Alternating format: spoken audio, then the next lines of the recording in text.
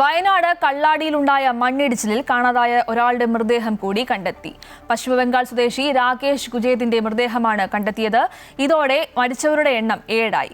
കാണാതായ ഒരാൾക്ക് വേണ്ടി മീനാക്ഷിപ്പുഴയിലും സോൺ 1, 3 എന്നിവിടങ്ങളിലുമായി തിരച്ചിൽ പുരോഗമിക്കുകയാണ്.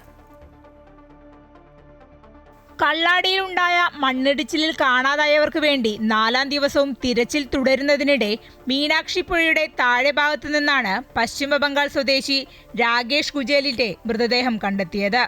അദ്ദേഹം ദിലീപ് ബിൽഡ്കോൺ കമ്പനിയിൽ സർവേയർ ആയിരുന്നു. കുടുംബം ആളെ തിരിച്ചറിഞ്ഞതോടെ മൃതദേഹം നാട്ടിലെത്തിക്കാനുള്ള നടപടികളും പുരോഗമിക്കുകയാണ്. ഇതോടെ മരിച്ചവരുടെ എണ്ണം 7 ആയി. കാണാതായവരുടെ ഔദ്യോഗിക രേഖ പ്രകാരം വിക്രം റാണയ്ക്ക് വേണ്ടിയുള്ള തിരച്ചിലാണ് തുടരുന്നത്. മീനാക്ഷിപ്പുഴ, സോൺ 1, 3 എന്നിവിടങ്ങൾ കേന്ദ്രീകരിച്ചാണ് തിരച്ചിൽ. ദുരന്തത്തിൽ പരിക്കേറ്റ് ചികിത്സയിൽ കഴിയുന്ന 2 പേരുടെ നില ഗുരുതരമായി തുടരുകയാണ്.